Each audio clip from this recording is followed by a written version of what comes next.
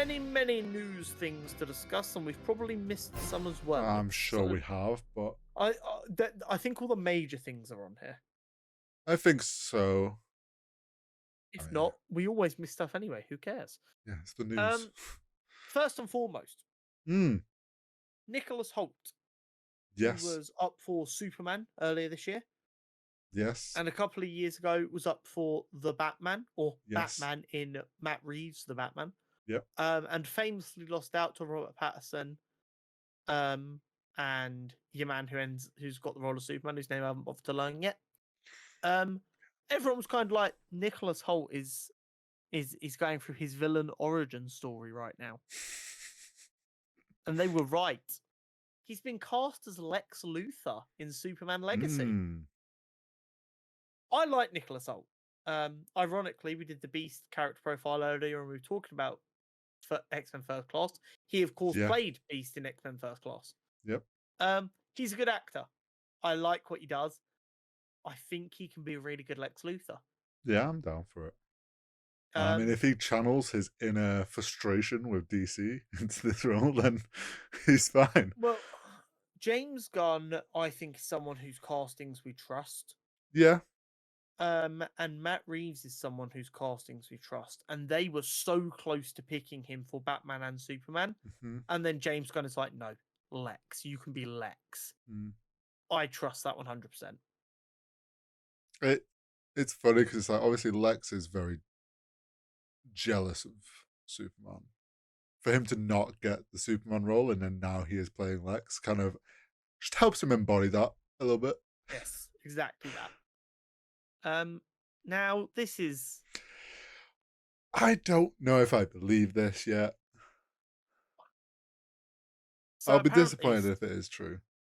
Apparently Sony's universe, aka Venom, Kraven, Morbius, Madam Web, is apparently merging with the MCU in Spider-Man 4.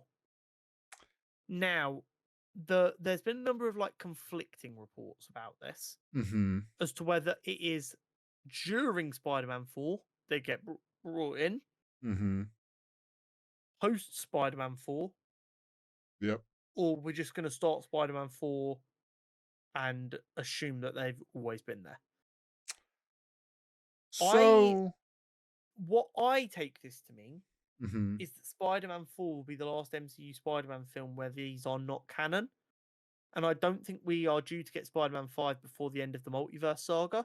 So what I take this to mean is, as a conclusion of the multiverse saga, when we get left with one universe, these characters are getting pulled into the MCU. Yeah, see, my opinion is, well, technically these already are MCU. I mean, Venom. Are they? Well, Venom showed up in Spider-Man. Yeah, and Vulture showed up in Morbius. It's like they're already crossing those lines. They've just not officially said it yet. And I'm like, I'm fine if they're merging it in Spider-Man 4 is actually just the symbiote drop that was left. That storyline is developed a bit more in the next Spider-Man film. And they're like, oh yeah, so that means that Venom is canon. And like you say, maybe at the end of the multiverse shit, that's when it all gets merged and put into one. I've got to be honest. I want the multiverse saga to conclude with a soft reboot. Where they get rid of anyone who wants out. Yeah. And then they just kind of start from scratch. I don't think that's what we're going to get, but it's kind of what I want to see. And I want them, before that happens, to make a deal with Sony where they can do all of the films for Spider-Man characters. Because if I have to see Sony take one more Spider-Man villain and turn them into a caricature of themselves, which doesn't even seem like them, I might lose my mind. I'm okay if at the end of all this, them merging is just them taking oh, Venom is now there. The world that they all were in is gone, so that's all the other ones are gone. Maybe some of the Madam Web stuff exists Yeah. still. We don't know what that's like yet. But I'm happy if Craven and Morbius are gone and we get a new Craven. It's so funny to me because everyone's like, "Oh, Disney and the MCU are making films woke." It's like my brother in Christ. The only woke superhero film right now is Craven because this guy's a fucking vegan and doesn't hunt animals. Do you know what I think will maybe happen? If these next Sony ones flop, put Marvel in the spot of being like, you can join our universe, but we're only going to take what we want. Yeah, And Sony's going to be like, yes, please. Please do. We can't do this anymore. yeah, it's rough out there. Yeah. Slightly better news. Yes. Marvel has reportedly met with Mads Mikkelsen. I think I've mispronounced that. Mickelson. Mickelson. Mikkelsen. Um, for the role of Victor Von Doom. Hmm. Mads is a very interesting human. Yep. I've heard some crazy stories about him. All very nice, nothing concerning. Just he's a bit wacky. And I like him for this casting. So do I. I'm really curious what wacky stories we're going to get as a result of this, though, because my personal favorite is until he was cast in Rogue One, he had never watched anything Star Wars related, despite the fact that his brother Lars is the voice of Grand Admiral Thrawn and is a I'm massive so nerd ready for for him Star to be Wars. like, yeah, I don't know. It's Who like, is Victor Von Doom? Is he a small character? Is he not this is where he important? hears the name Doom and he thinks it's a film about the hip hop producer, MF Doom. MF Doom. And he's like, oh, wait, this is a Marvel thing? It's just, I like the casting. And he's a really good actor, man. Yeah, he is. People And forget he was in Casino Royale. He was yeah. the bad guy in Casino Royale that like reinvented James Bond. And I'm so ready for them to like maybe like we'd theorized they maybe were already doing, but like setting up Doctor Doom as like a bigger bad. It could be very good. Now, Yes. this is a very funny one. Robert Kirkman Yep. of Invincible Yes. has leaked that Stephen Yeun, who voices Mark Grayson, and was announced to be in the Thunderbolts movie coming Yes. next year or the year after. And everyone was assuming was playing the Sentry. Like that was the rumor. It's like, oh, he's going to be the Yeah. Sentry. Robert Kirkman just confirmed it, and it happened in the funniest way. So they were talking on like some kind of live stream podcast thing or something. Yeah. I mean, he was like, "Yeah, I got a text from Stephen one day, and he was like, sorry, I run a little bit late today. I was doing a fitting for the Sentry." And he was like, "Have they announced that yet? I don't know if they've announced that yet." Ah, fuck it. I don't work for them. What they gonna do? Tell me off? I love that attitude. It's like Chaos. I love it so much. Prime ain't gonna get rid of me for like Yeah. Disney has no power over like telling Prime to get rid of me or anything. So what are they gonna do? Punish me? Yeah. Like, I don't work for them. I don't give a fuck. And I don't even think it was like deliberate. I don't even think he was like paying enough attention to know if it had been announced or Yeah. not. He No, I assumed it think was I common was knowledge. genuinely he just thought it was probably already announced. It's one of them things where you've known something for a while, you assume it's public knowledge, Yeah. don't you? Oh yeah. Just It absolute chaos. happens all the time. Would you like to take this next one, Hurry? I know how much it some means to you. some of the greatest news for a long time.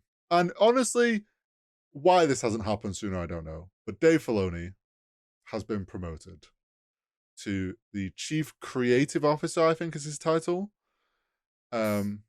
Essentially, he's the new George Lucas.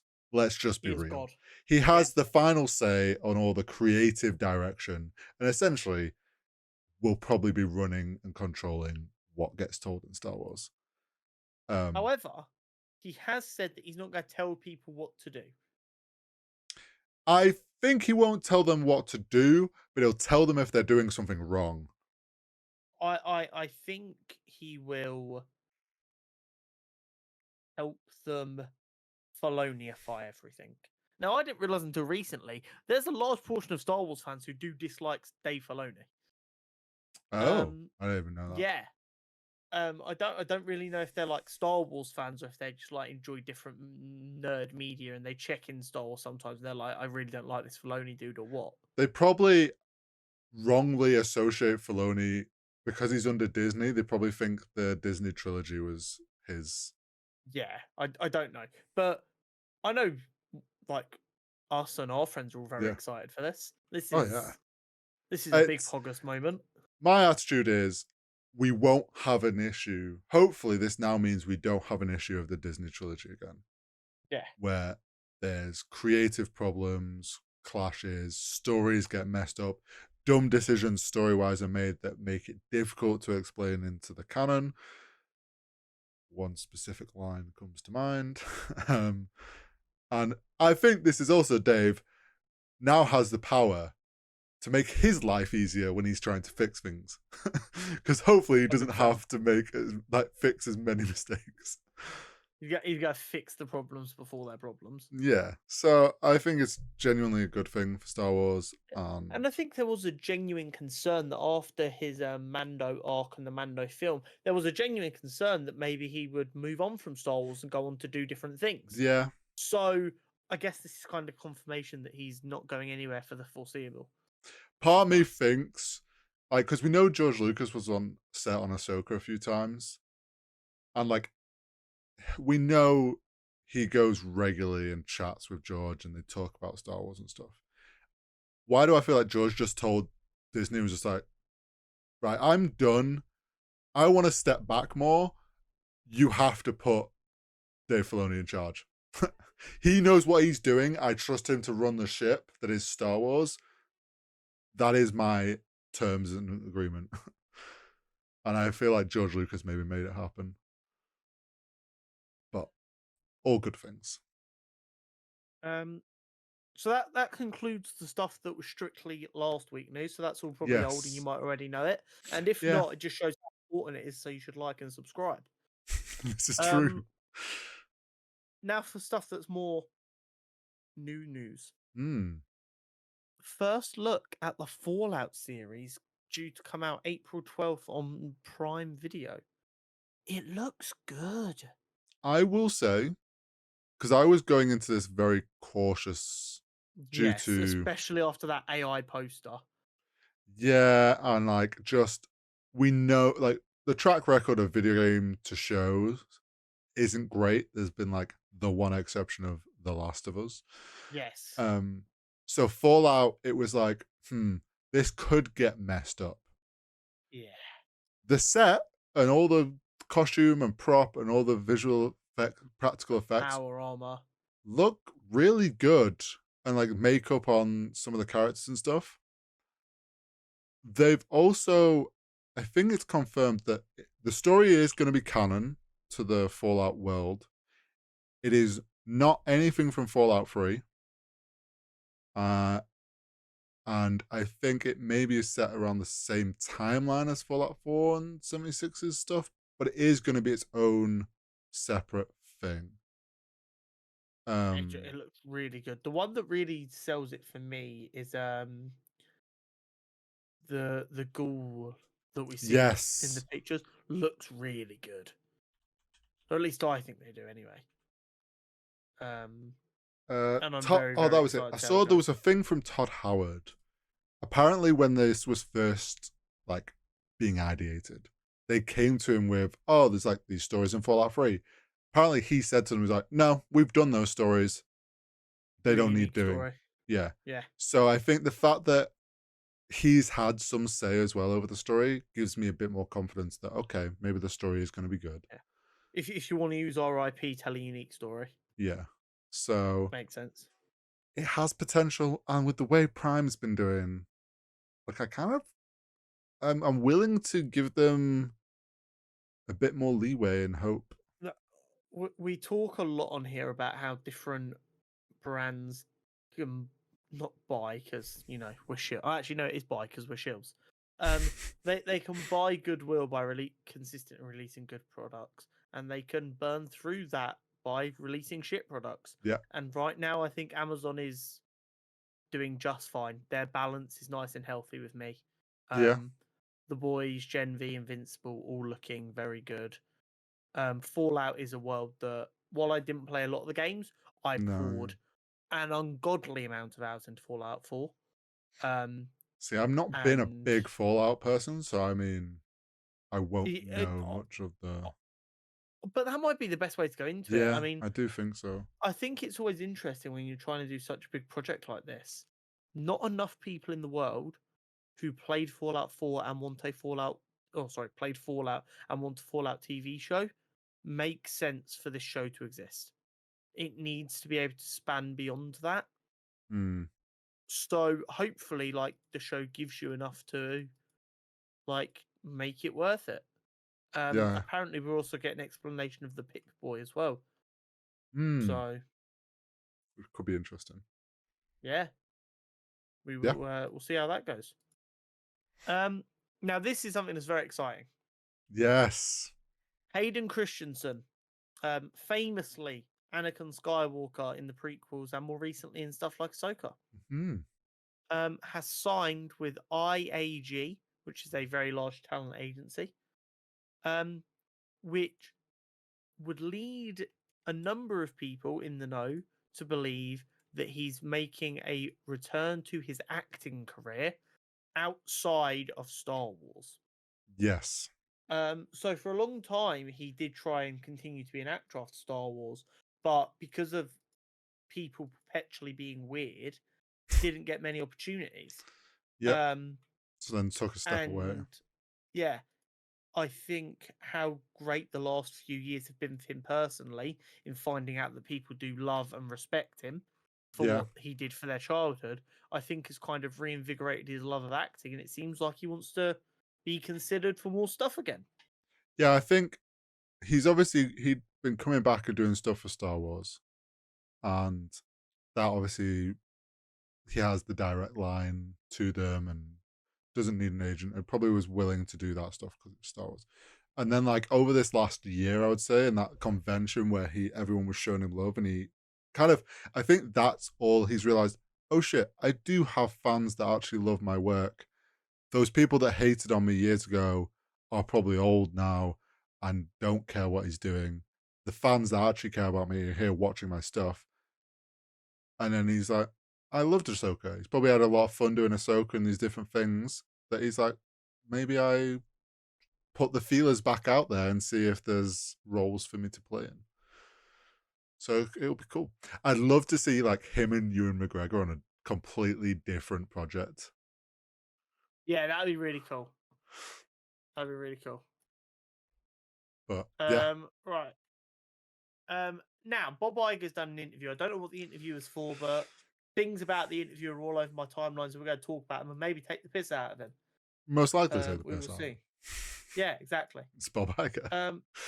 So basically, what we've got is he was asked questions now that, you know, Disney isn't struggling to, you know, exist because they've sorted out their striking. Yes. And the three big takeaways from whatever these interviews were about seem to be they don't want to just make sequels. He said they've made a lot of sequels, and he's not saying they're going to stop making sequels, but what they want to do is only make a sequel if they think the story is worth telling. Why the fuck weren't you doing that in the first place, Bob? Because they thought sequels printed money. Yeah. They're going to go for a quality over quantity approach going forward. Why the fuck weren't you doing that in the first place, Bob? And he thinks that certain people have lost sight of their jobs. They are here to entertain, not give a moral message. Bob Iger has accused his own company of being too woke. That's what's happened. And I just want to reiterate my previous point. Disney have always told messages and given messages about morality. Yeah. The only thing they lost sight of is making entertaining stories. Yes. kids' films, kids' products, kids' TV shows have always had morality baked into it. Like Mickey Mouse Clubhouse and shit didn't just tell stories that they thought were groundbreaking stories. No, they taught kids about sharing and being nice to one another and this and that and the other. What the fuck are we talking about, Bob? Just say you dislike having to hire women and people of color as main people in your films, because that's what he means. Let's be 100% honest. Bob Iger is Do you sick know? of feeling like he has to hire people of color, women, people who are LGBT plus Do you know what to this actually be in feels his like? films. When you think about these answers, that looks like whoever's like prepped him on answers, obviously his PR team, because they'll have roughly like usually in these situations like they're given rough questions that will come up and they're prepped on answers and stuff. These all feel like things Twitter shouts about at Disney. Like, Yes, we 100%. want better stories. We are sick of the quantity over quality. Disney's getting too woke. Obviously, like, whether you agree with these, 100%. but like, this just feels like he's just taking the things that people are angry about, saying them now back like they're things they're dealing with to sound like he's saying the right things to Twitter. 100%. And it's like, 100%. it just comes across as you've just made it look like you didn't know what the fuck you were doing. Didn't he try to blame it on the old CEO when he stepped away for a Yes. bit? And it's He like, he said in one, he was like, I really wasn't happy what happened in my absence, and I'm going to try and distance myself from that. yeah, it's like, okay, so you're blaming someone else. You're now trying to blame Disney for the decisions they made and not make it. It's like, it's almost like he's trying to distance himself from how it's been run when it's like, well, no, you're just Yeah. making out like you've just done a shit job at running the company. Yeah, 100%. And now Twitter's got loud enough that you want to listen. It's exactly that. It's exactly that. Man really wants to sell to Apple, doesn't he? 100%. And more where Twitter's kind of the focus here. The boys have announced a new spin-off, currently called The Boys Mexico, with Diego Luna from Andor apparently set to produce and potentially star in it. Okay. So here's the problem that a lot of people have. Mm-hmm. The Boys has kind of been poking fun at the MCU the whole time. Yeah. And all of the films and spin-offs they do was a butt of the joke a lot of the time. Mm-hmm. And now they're going into season 4 of The Boys. Mm-hmm. The producer has said he thinks they can do loads more seasons of The Boys. They've got the Gen V spin-off, which has already been confirmed for a second season. They're announcing another spin-off with a rumor that more spin-offs are coming. Mm-hmm. And everyone's like, the satire has stopped satiring, and it's just becoming a lack of self-awareness. I feel like they are aware of what they're doing, though. So here's the funny thing that always happens. So we obviously want to consume media, and me and you, with the way we are inclined, like that media to take the piss out of big companies and the right wing and stuff like that. Yeah. Now we'll sit here and we'll laugh because, like, oh yeah, Vought are the big evil corporate bad guys, and Amazon are the big evil corporate bad guys, and they're promoting them jokes themselves. But then we sit here and we watch it for 15 seasons across 3 different spin-offs, and they've made all this money, and we've not actually done anything to stop them being the big evil corporation. Yeah, but it's good show. Yeah, and this is the problem. Here's the thing. Like, I have no issue with them becoming like a bit like what they have poked fun at with the MCU.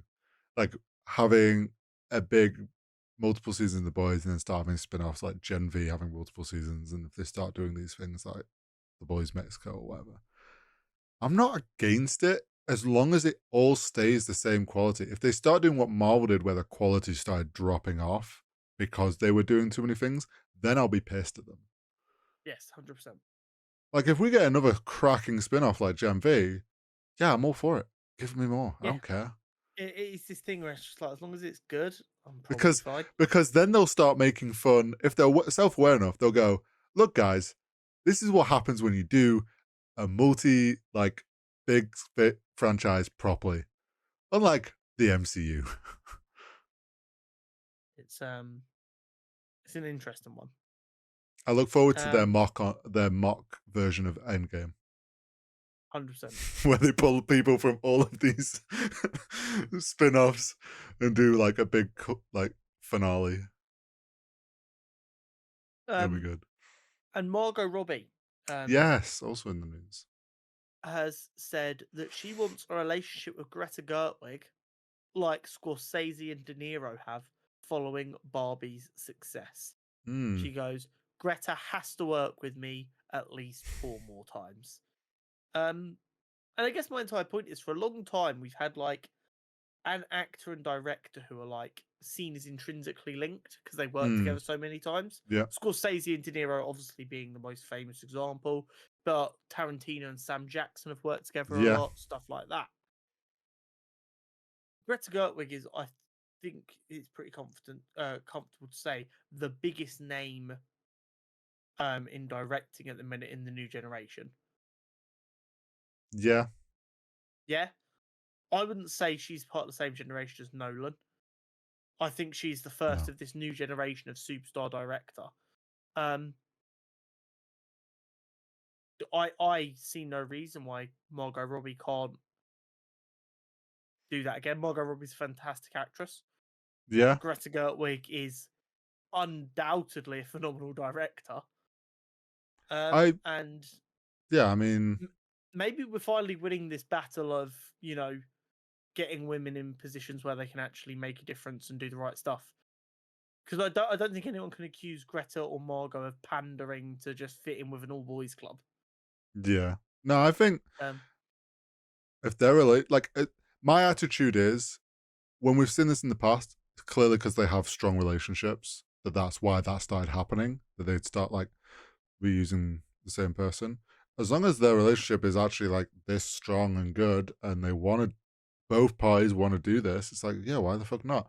I think yeah. the issue would come if like this is Margot Robbie feels this way, but Greta Gerwig doesn't, and then suddenly it's like this. Never again do I want to work with that Australian. But then it's like some awkward, like she now feels forced to put it. It's like then those films will ever come across. Like there'll be that you'll be able to tell.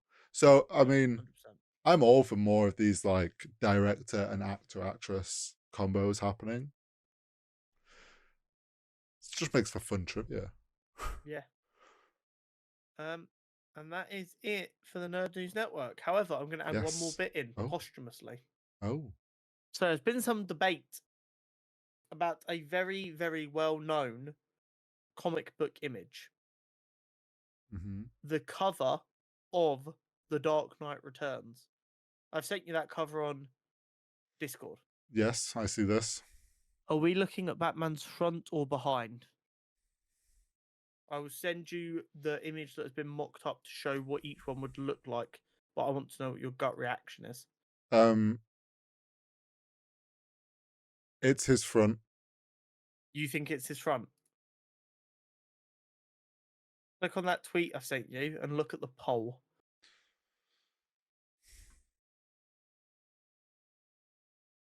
See, I have an issue because my reasoning in my head, I was basing it off the lightning is but like there is no. It can go both ways because it is just Yeah. a block silhouette. There is no. The problem is there is technically no correct answer Orientation. Yeah. without So here's the artist saying so. the funny thing is, I own this comic. Mm. I've always assumed he's facing away from the reader. It was only when the person who said they drew it said they drew it with the intention of him facing forward Artists, that no artists. that everyone has started going, wait, really? A lot of people, as you can see from that poll, have always assumed he's facing away. And I don't know why. Because See, I never ever saw this silhouette and thought he was facing towards me. But now that I see where the lines are drawn, like if he was facing, I do see it, but I could never see it before. my thought process when you ask me that question, I'm like, lightning is behind. So if that was actually a light source, this side of the camera, it would all be silhouette. So I'm like, it'd be behind, lightning's behind him, his back's to it. But then also, when you look at it with the lines on, it makes total sense that it'd be forward. Why would one, he be showing his butt and not be showing his chest with his logo on it? Like, it makes for a much better picture front on than it does rear. If you're I think the head looks kind of weird nah. if he's facing the front. No, it looks weird facing away. If you look at the facing away one, The masses have spoken. why is his head sideways like this? It's not. He's looking down, which is why you can't see his chin. Yeah, but where's because his the other shoulder's blocking it. point then? No, it's in If he's line. looking down, he's looking down like this. Yeah, it's down at a bit of an angle, but Nah, it's that's just a what- you weird. can't That's see a his chin weird 'cause his head shoulder's angle. blocking it. We're looking at his butt. I don't care what anyone No. says. You can't convince me otherwise. I- In the comment. The artist said it's him facing forward. I'm correct. We are correct. Artists, no artists. Yeah, I just thought that'd be interesting to get your take on it because it's all I've seen on Twitter all week. Anyway, right.